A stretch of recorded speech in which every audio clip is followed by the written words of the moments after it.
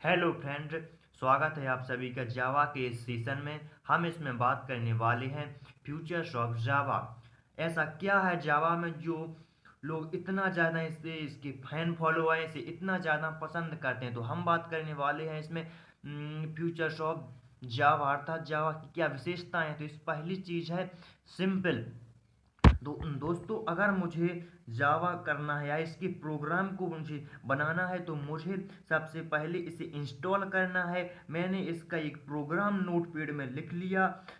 तो मैं इसे, मुझे जैसा समझ में आता है मैं इसका एक सिंपल प्रोग्राम बना सकता हूँ। और बात की जाए जावा की, तो जावा यदि आपने सी लैंग्वेज या सी प्लस प्लस जो लैंग्वेज होती है, जो उसमें यूज किए जाने वाले सेंटेक्स होते हैं, सेंटेक्स मीन्स ग्रामर होती है। जो जैसे कि आप हिंदी पढ़ रहे हैं या इंग्लिश पढ़ रहे हैं तो इंग्लिश में जैसे सब्जेक्ट हो गया, हेल्पिंग वर्ब हो गया, या फिर उसके बाद एडवर्ब ऑब्जेक्ट हो गया। तो हिंदी का अलग होता है, इंग्लिश का अलग होता है जो उसकी ग्रामर होती है। बट जो इसमें जावा और सी लैंग्वेज के हैं, इसके कुछ कॉन्सेप्ट एक जैसे हैं। यदि आप पर ये लैंग्वेज बनती हैं तो आप जावा को आसानी से सीख सकते हैं या ज़्यादा आसानी से रिलेट करके सीख सकते हैं। जावा में आप इंस्टॉल होता है, आपने अपना एक नोटपैड में कुछ भी प्रोग्राम बनाया और उसे आप अपने अकॉर्डिंग डिज़ाइन कर सकते हैं और उसे क्या कर सकते हैं हम आगे देखेंगे उसके स्पेशल। तो दूसरा, हमारा दूसरा चीज़ है कंपाइल्ड और इंटरप्रेटेड।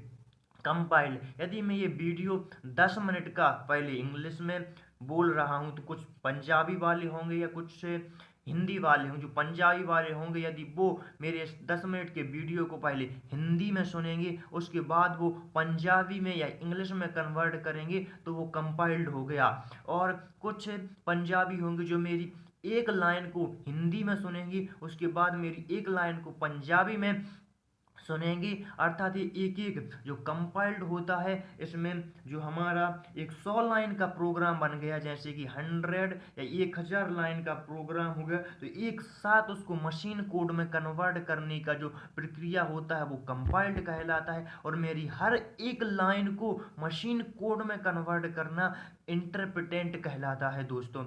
ओके, इसको दोस्तों इसका एक और काम होता है कंपाइल और इंटरप्रेटेंट का। जैसे कि हाँ, जैसे कि हमारे कहीं सेंटेक्स हैं या यहाँ पर बात की जाए सी में, तो बहुत सारी एरर आ जाती थी और हमें ये पता नहीं पड़ रही थी एरर कहाँ आ गई हैं। दोस्तों जावा में ये पता चल जाता है कि कौन सी, यदि 1000 लाइन का प्रोग्राम है तो पता पड़ जाता है कि कौन सी लाइन पर इसमें एरर आई हुई है। दोस्तों हमारा इसका तीसरा जो फ्यूचर्स है जावा का है दोस्तों, वो है ऑब्जेक्ट ओरिएंटेड। बात की जाए कि एक कंप्यूटर चलाने वाले या सॉफ्टवेयर चलाने वाले के लिए माउस एक ऑब्जेक्ट है, एक पानी पीने वाले के लिए वाटर एक ऑब्जेक्ट है, एक टीचर के लिए वह स्टूडेंट एक ऑब्जेक्ट है, एक स्टूडेंट के लिए पेन एक ऑब्जेक्ट है। उसी प्रकार से दोस्तों जावा एक ऑब्जेक्ट ओरिएंटेड है, अर्थात आप किसी भी चीज़ को ऑब्जेक्ट मान करके इसमें मतलब लिख सकते हैं। जैसे मुझे मेरे किसी दोस्त को ऑब्जेक्ट मान करके प्रोग्रामिंग करनी, तो मैं उसे ऑब्जेक्ट बना करके कर सकता हूं दोस्तों, ऑब्जेक्ट ओरिएंटेड। दोस्तों जो हर लैंग्वेज ऑब्जेक्ट ओरिएंटेड नहीं होती है। बात की जाए सी लैंग्वेज की, तो सी लैंग्वेज जो है वो प्रोसीजर ओरिएंटेड है। सी लैंग्वेज या प्रोसीजर ओरिएंटेड हुआ दोस्तों। सी लैंग्वेज जो होती है वो ऑब्जेक्ट ओरिएंटेड लैंग्वेज होती है, और जो जो सी लैंग्वेज होती है वो प्रोसीजर ओरिएंटेड लैंग्वेज होती है। जो हमारी जावा लैंग्वेज है वो होती है ऑब्जेक्ट ओरिएंटेड लैंग्वेज। और दोस्तों इसके बाद हमारा जो अगला और जो चौथा फीचर है जावा का है वो प्लेटफॉर्म इंडिपेंडेंटी पे काम करता है। प्लेटफॉर्म इंडिपेंडेंटी का मीन्स मतलब होता है, जैसे कोई आपने हेलो वर्ड लिया, यहाँ पर मतलब आपने कोई वर्ड लिया और उसे जैसे ही हम कंपाइल्ड करते हैं, कंपाइल्ड करने के बाद वो क्लास डॉट में जाता है। डॉट क्लास होती है इसमें, इसे डॉट क्लास के लिए वाइड कोड भी बोला जाता है। अब जैसे ही ये डॉट क्लास में पहुंचता है, हम इसे कहीं भी मतलब मतलब इसे हम ले जा सकते हैं। जैसे बात की जाए हमें से अलग सॉफ्टवेयर में माइक्रो में ले जाना, या इसे हमें MAC पर ले जाना तो ये चलेगा। जो अदर लैंग्वेज होती हैं C+ या सी लैंग्वेज, उसके जो मतलब कि यहाँ की जो डॉट फाइल या यहाँ के जो उसकी बनाई गई प्लेटफॉर्म है वो दूसरे प्लेटफॉर्म पर नहीं चलती हैं। बट इसकी जो कोडिंग या मशीन कोडिंग होती है, एक बार लिखो फिर इसे किसी भी प्लेटफॉर्म पर ले जाया और चलाया जा सकता है, इसीलिए इसे प्लेटफॉर्म इंडिपेंडेंसी बोला जाता है। इसमें डॉट क्लास फाइल्स होती हैं, जिसे वाइट कोड बोला जाता है, वो इसे अलग चीज़ पर चलाने के लिए माहिर बनाती हैं दोस्तों। और इसके साथ हमारा पांचवा जो फीचर है जावा का है वो सिक्योर्ड, अर्थात कितनी सिक्योर्ड है। हर मशीन की मेमोरी को एक्सचेंज कर सकते हैं। जैसे इसमें एक जे जे यू JVM नाम से एक लेयर जैसा सिक्योर्ड होता है जिसे हम कहते हैं, और जावा एज हाई JVM लेयर होती है जो इसको सिक्योर्ड बनाती है। दोस्तों Java is the secured layer, अर्थात ये लैंग्वेज सिक्योर्ड है, अर्थात इसे अदर लैंग्वेज से आसानी से हैकिंग नहीं किया जा सकता। ये अदर लैंग्वेजों से, जैसे कि C+ या फिर पाइथन, उन सब से मतलब स्ट्रॉन्ग होती है या सिक्योरिटी के मामले में सिक्योर होती है। इसके बाद दोस्तों छठवां है रोबस्ट। ठीक है, जावा का खुद रोबस्ट बहुत सारी मेमोरीज यूज करना है दोस्तों। जैसे कि दोस्तों रोबस्ट में आता है, जैसे कि मैं एक जावा का कोई प्रोग्राम बना रहा हूँ और इसके बाद मैं गूगल पर जानकारी जावा के बारे में पढ़ रहा हूँ, मैं म्यूजिक सुन रहा हूँ और म्यूजिक सुनने के बाद मैं फेसबुक चला रहा हूँ दोस्तों। तो ये सब कुछ इसमें प्रोग्राम चल रहा है, गाने भी सुन रहे, धीरे धीरे प्रोग्राम चल रहा है दोस्तों। इसमें एक फ्यूचर्स होता है जिसे हम गार्बेज प्रोग्राम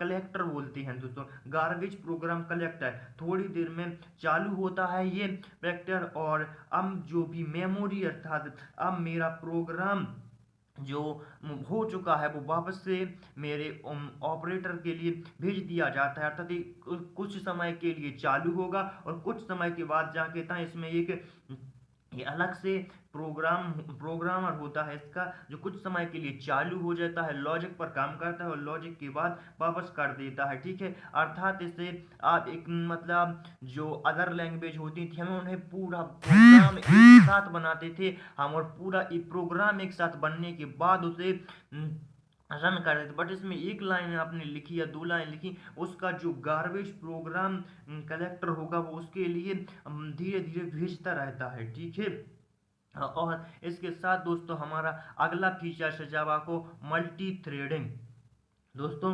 तो मल्टी थ्रेडिंग जावा का एक दोस्तों इसमें भी वही होता है, जैसे कि जावा का एक प्रोग्राम चल रहा है, आप गाने भी सुन रहे हैं, कुछ और देख भी रहे हैं, गूगल पर भी कुछ और डाउनलोड कर रहे हैं।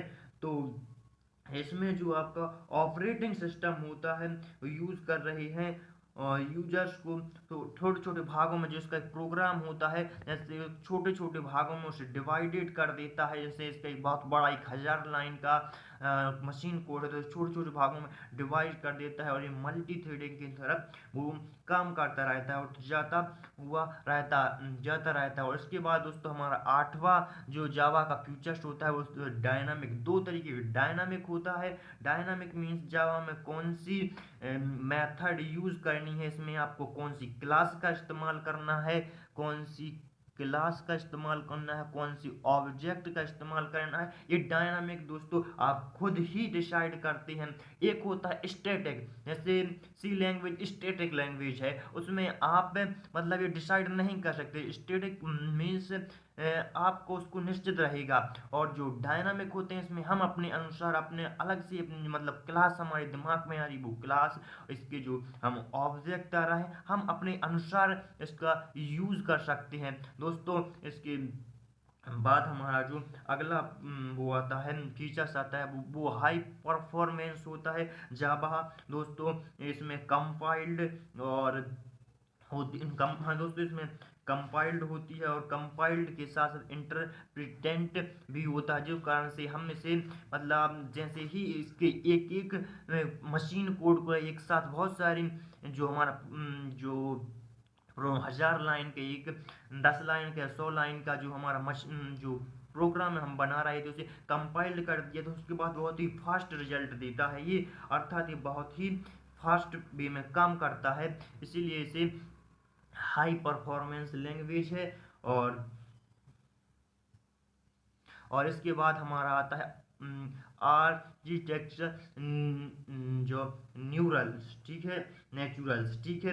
दूसरे वर्डों में कहा जाए जैसे कि 8वां हो गया, जैसे कि दूसरे लैंग्वेज में कहा जाए, जैसे कि हमारी बात की जाए सी लैंग्वेज की दोस्तों, मैं इसे सी और सी प्लस लैंग्वेज इसीलिए डिनोट कर रहा हूँ ताकि आपने कुछ ये लैंग्वेज पढ़ी है पहले, उसके बाद ही आप जावा पर आएंगे तो आप उसे समझ सके। जैसे कि हम जावा को दूसरे प्लेटफॉर्म या दूसरे ऐप पर ले जा रहे हैं तो इसके जो विंडोज होंगे, इसके लिए विंडोज पर अलग मेमोरी होगी, अलग एप्लीकेशन पर, ठीक है, या अदर कोई चीज़ है तो उसके लिए अलग मेमोरी होगी। बट जावा में हम जैसे इंटीजर, ठीक है, जैसे हम जावा में इंटीजर इस्तेमाल कर रहे हैं किसी भी सॉफ्टवेयर पर तो ये निश्चित निश्चित थ्रीड्स होती हैं, निश्चित थ्रीड्स होते हैं, आप इसे कहीं भी करिए किसी भी एप्लीकेशन पर इसके थ्रीड्स निश्चित होंगे, अर्थात कितनी थ्रीड्स होंगे जी इतनी ही मेमोरी के होंगे। अदर लैंग्वेज में ये अदर एप्लीकेशन या अदर चीज़ पर करने पर इसके जो थ्रीड्स होती हैं वो दोस्तों बढ़ जाती हैं। इसी के साथ साथ जावा के हमने 10 यहाँ पर फीचर्स दोस्तों डिस्कस किए हैं। यदि आपको कोई इसमें अलग से कुछ और जानकारी चाहिए तो दोस्तों इस वीडियो के नीचे हमने एक डिस्क्रिप्शन बॉक्स बना दिया है, आप उस डिस्क्रिप्शन बॉक्स पर अपनी क्वेरीज लिख सकते हैं। और यदि आप इसी ही प्रकार की अदर जानकारी जानना चाहते हैं तो कर लीजिए हमारे चैनल को सब्सक्राइब, और आगे हम फिर मिलेंगे। ओके।